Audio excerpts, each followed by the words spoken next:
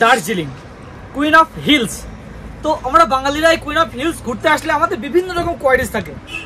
অনেকে বলেন যে আমরা দার্জিলিংয়ের ঘিঞ্জি এরিয়া পছন্দ করি না, একটু নিরিবিলিতে থাকবো, তার জন্য অফবিট বিভিন্ন চত্বরের ভিডিও আমার রয়েছে। অনেকে বলেন যে না, আমরা দুটো মাঝামাঝি একটা জায়গাতে থাকবো। বর্তমানে আমি রয়েছি বাতাসিয়াতে, এবং বাতাসিয়াতে একটি অপূর্ব ভিউয়ের সাথে আমি দাঁড়িয়ে রয়েছি।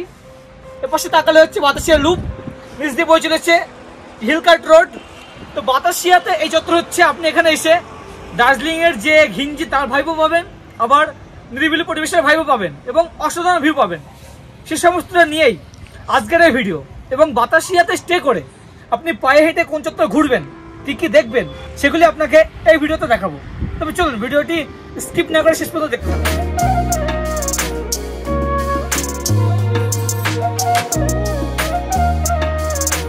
এখন প্রায় 12টা এবং আমরা বসে গেছি দুপুরে খাবার টেবিলে।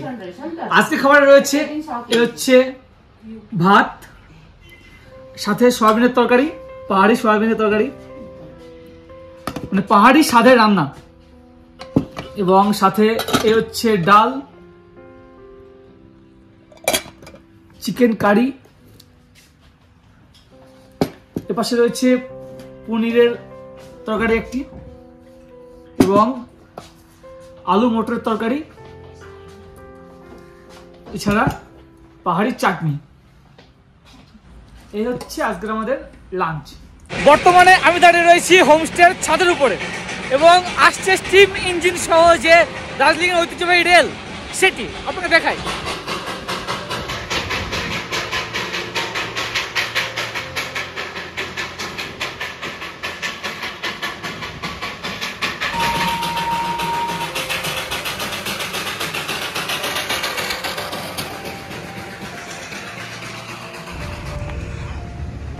পাহাড়ের আবহাওয়া কিন্তু প্রেডিক্ট করা খুব মুশকিল।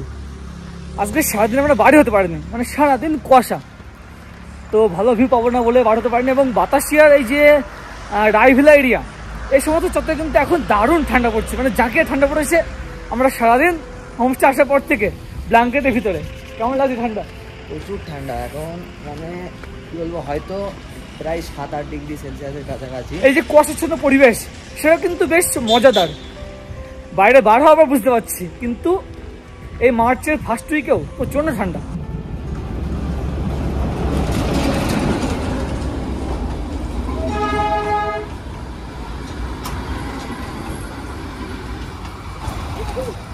আজকে মার্চের 7 তারিখ।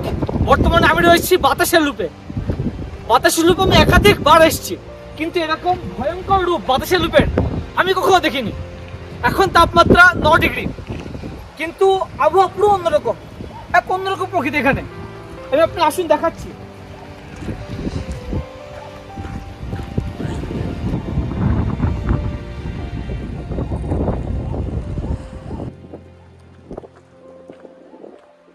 ঘড়ির কাঁটায় এখন বৈকাল 4:30। এই ভয়ঙ্কর পরিবেশ বাতাসিয়া লুপের। এই হচ্ছে বাতাসিয়া লুপের সেই আইকনিক আই লাভ দার্জিলিং লেখা, সেটাও ঠিকঠাক দেখা যাচ্ছে না, এমন ভয়ঙ্কর পরিবেশ। টুরিস্টরা সাধারণত সকালের দিকে এখানে আসে, এবং সকালের প্রকৃতিটা কিন্তু দারুণ হয়, চারিদিকে খুব সুন্দর দেখা যায়। ইভেন এখান থেকে কাঞ্চনজঙ্ঘা দারুণ দেখা যায়। কিন্তু কুয়াশাচ্ছন্ন এই যে প্রকৃতি, মেঘাচ্ছন্ন এই যে প্রকৃতি, সেটা কিন্তু আরো বেশি রোমাঞ্চকর। এই দেখুন, এই রাস্তা কিন্তু সকালে আপনার ছবি তোলে, কিন্তু এখন কেমন লাগছে, জমকালো ওয়েদার, জমকালো। তো বুঝতে পারছেন যে কেমন পরিবেশ আজকে বাতাসিয়া লুপের।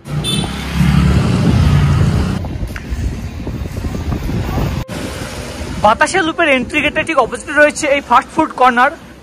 তো আমরা ঝোড়ো হাওয়াকে এড়িয়ে চলে এলাম ফাস্ট ফুড কর্নারের ভিতরে। আমরা এসে অর্ডার করেছি চিকেন থুকপা।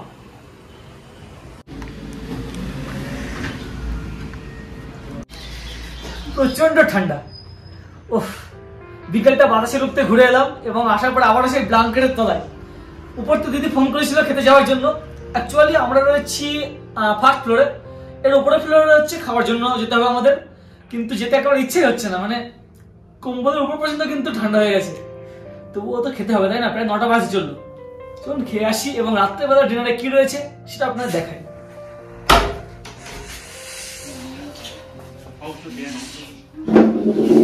বসে গেছি ডিনার টেবিলে। আজকে ডিনারে রয়েছে ভাত, ডাল, এ হচ্ছে পেঁয়াজের একটি চাটনি, লোকাল চাটনি, আলু ভাজা, এ হচ্ছে চিকেন কষা বা চিকেন কারি বলতে পারেন, এবং পাঁপড়। অ্যাকচুয়ালি দ্বিতীয় দিন সকালে আমরা আবার বার হয়ে পড়লাম সাইট সিনের জন্য। প্রথম দিন কিন্তু আমরা সেভাবে বার হতে পারিনি, বৈকালবেলা শুধু বার হয়েছিলাম এবং ওয়েদার এতটাই বাজে ছিল যে আমরা শুধু বাতাসের লুপ গিয়ে তৈরি করে ফিরে এসেছিলাম। প্রচণ্ড হাওয়া দিচ্ছিল, দেখাচ্ছিলাম তো আপনাকে। তো আজকে আমরা বার হয়ে পড়লাম। আমরা এখন চলেছি ঘুম। হোমস্টে থেকে কিন্তু ঘুম মোটামুটি মিনিট 5-7 হেঁটে যাওয়া যায়। তো ঘুম স্টেশন যাব এবং ঘুম মিউজিয়ামটা আপনাকে দেখাবো।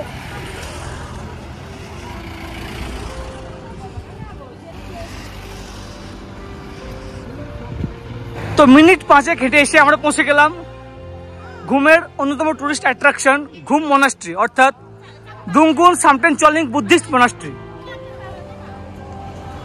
ঘুম স্টেশনের আগে মনাস্ট্রির সামনে এখানেও কিন্তু বসে যায় মার্কেট মতো। তো আপনারা চাইলে কিন্তু এখান থেকেও মার্কেটটা করতে পারেন। স্বল্প দামে কিন্তু এখানে আপনি জিনিসপত্র পেয়ে যাবেন। আরে বাহ, মনাস্ট্রিতে যে রডেনড্রন গাছ রয়েছে দেখুন, মার্চের ফার্স্ট উইকে কিন্তু লাল হয়ে রয়েছে, সব ফুল ফুটে গেছে। টুরিস্টদের অন্যতম আকর্ষণ এই যে ঘুম মনাস্ট্রি, অর্থাৎ সামটেং চালিং বুদ্ধিস্ট মনাস্ট্রি। 1875 সালে লামা সেরাত গ্যাতসো এই ঘুম মনাস্ট্রি কিন্তু প্রতিষ্ঠা করেন। তো এখন এসে কিন্তু দেখার বিষয় আমার যে চোখে লাগছে এই রডেনড্রনের ভিউ সহ মনাস্ট্রির একটি ভিউ এবং টুরিস্টের আনাগোনা। লকডাউনের সময় কিন্তু এই সমস্ত বুদ্ধিস্ট মনাস্ট্রি সব বন্ধ ছিল, তারপরে নতুন করে খুলে দিয়েছে এবং এখন কিন্তু টুরিস্টের বেশ আনাগোনা চলছে।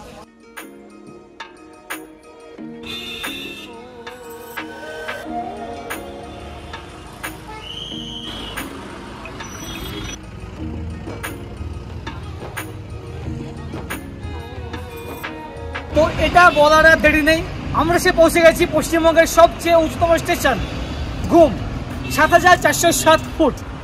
এবং এখানে এসে আপনি দেখতে পারেন বড় বড় অক্ষরে লেখা রয়েছে 1891, অর্থাৎ ঘুম স্টেশন কিন্তু 1891 সালে প্রতিষ্ঠিত। সকালবেলা আসলে কিন্তু আপনি ক্লিয়ার ওয়েদার দেখবেন, কিন্তু বেলাবেলার সাথে সাথে যখন আপনি আসবেন তখন শুনে মেঘের আনাগোনা, তখন একটা অন্যরকম পরিবেশ থাকবে।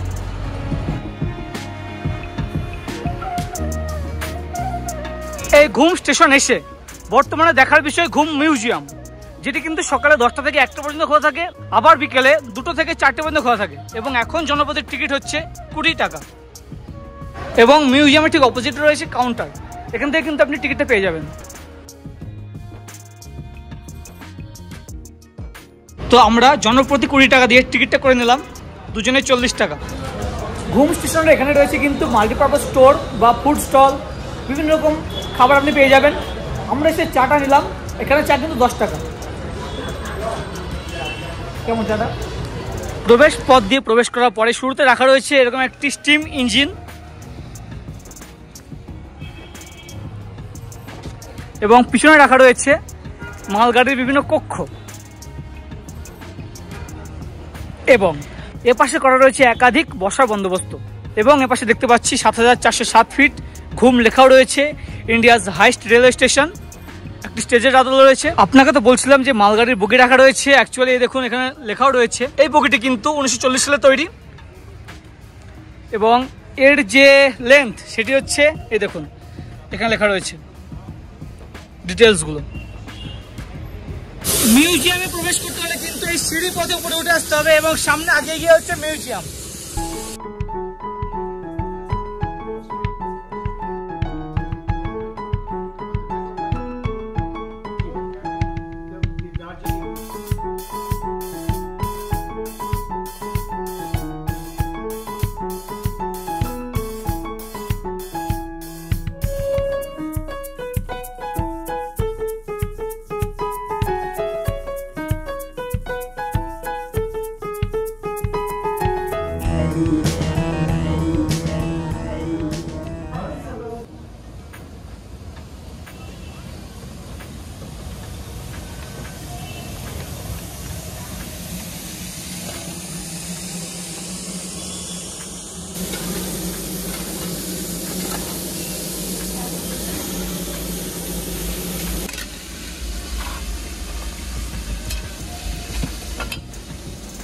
তো বাতাসিয়ার এই হোমস্টের এক্সাক্ট লোকেশন বলতে গেলে ঘুম স্টেশন থেকে মোটামুটি মিনিট 5 আসার পরে এবং বাতাসিয়া লুপের 2 মিনিট আগে।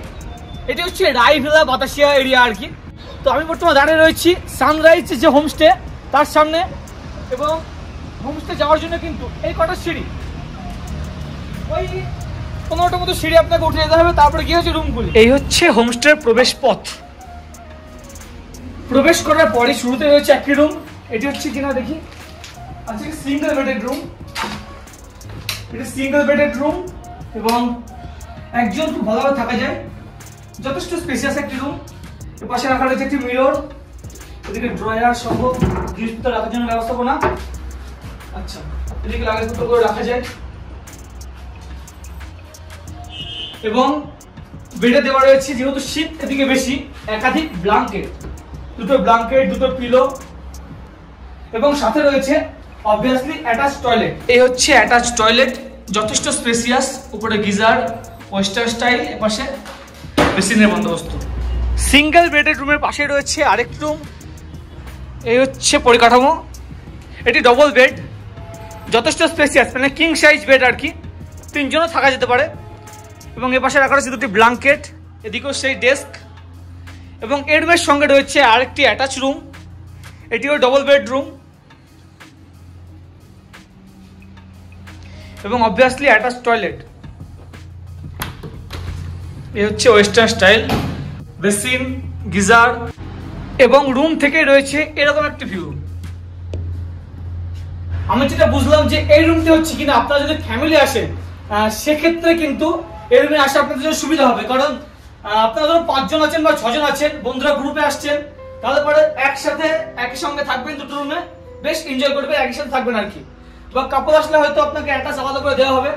এবং এর পাশে আমরা রয়েছি পাশের যে একই রকম পরিকাঠামোর রুম, সেই রুমে, এই রুমটিও কিন্তু ওই একই রকমই, দুটো রুম একসাথে অ্যাটাচ, এবং এই রুমে একটি এক্সট্রা ফ্যাসিলিটি আছে, সেটা আপনাকে দেখাই। আমরা অনেক বাঙালি আছি যে আমরা দীঘাপুরে যেমন গিয়ে রান্না করে খাওয়ার জন্য চিন্তা ভাবনা করি, অনেক আছেন দার্জিলিং এসে নিজেরা রান্না করে খাবেন বলে চিন্তা ভাবনা করেন। এই রুমে কিন্তু ব্যবস্থা আছে সেরকম, নিজেরা রান্না করবেন, এদিকে বেসিনের বন্দোবস্ত। এখানে কিন্তু আপনারা যদি নিজেরা রান্না করতে চান, আপনাদের কিন্তু গ্যাস ওভেন টোটালটা কিন্তু এনারা অ্যারেঞ্জ করে দেবেন, কোনো অসুবিধা নেই। এবং ইভেন যদি আপনারা বাজার করতে চান, এনারাও কিন্তু আপনাদের বাজার করে এনে দেবেন, বা সাথে করে নিয়ে গিয়ে বাজার করিয়ে দেবেন। আপনারা যারা দার্জিলিং এসে বড় গ্রুপ নিজেরা রান্না করে খাওয়া দাওয়ার চিন্তা ভাবনা করছেন, আপনার জন্য কিন্তু এই হোমস্টেতে রয়েছে সেই পরিকাঠামো। আপনাকে এতক্ষণ দেখাচ্ছিলাম নিচে রয়েছে 5টি রুম, এবং আমরা চলে এলাম উপরে, অর্থাৎ যেখানে আমরা ডাইনিং সেকশনে খাওয়া দাওয়ার জন্য এসেছিলাম, সেখানে রয়েছে 2টি রুম। তো আপনাকে এখানে একটি রুম দেখাই। এই রুমের কিন্তু অন্যরকম ডেকোরেশন, টোটালটাই কাঠের ডেকোরেশন, দারুণ করে সাজানো গোছানো। এই হচ্ছে বড় খাট রাখা রয়েছে, পাশে একাধিক পিলো সহ, বেশ এটি কিন্তু একটি ডবল বেড, ভালো ভালো পরিকাঠামো বেশ। আমি যেটা জিজ্ঞেস করলাম যে এখানে কতজনের ক্যাপাসিটি, মোটামুটি 25 জন ধরেন। যদি আপনারা সিজনের দিকে আসেন তখন হয়তো এক্সট্রা ম্যাট টাইটের বন্দোবস্ত রয়েছে, সেই এক্সট্রা ম্যাটও পেতে দেওয়া হয়। তো 25 জন কিন্তু অনায়াসে এসে এই হোমস্টেতে আপনারা থাকতে পারবেন। তো আশেপাশে চত্বর ঘুরে ফিরে এসে আমরা হোটেল চলে এলাম, এবং এখন ব্যাগ নিয়ে আমরা চেক আউট করছি। বেস্ট লাগলো কিন্তু এই জায়গাটি, আমি নম্বর দিয়ে রাখছি ডেসক্রিপশনে এবং স্ক্রিনেও দিয়ে রাখছি, আপনারা যোগাযোগ করে নেবেন যদি আপনারা এখানে থাকতে চান। বিশেষ করে আপনারা যদি ফ্যামিলি আসেন সেক্ষেত্রে কিন্তু আপনাদের এখানে অনেক সুবিধা হবে, আপনারা এসেও কিন্তু থাকতে পারেন, নিরিবিলিতে বেশ ভালো লাগবে। বন্ধুরা আজকে এই পর্যন্ত, এই ভিডিওটি আপনার কেমন লাগলো অবশ্যই নিচে কমেন্ট করে জানান, এবং হ্যাঁ চ্যানেল যখন সাবস্ক্রাইব না করে থাকেন অবশ্যই চ্যানেল সাবস্ক্রাইব করুন। অনেক অনেক ধন্যবাদ।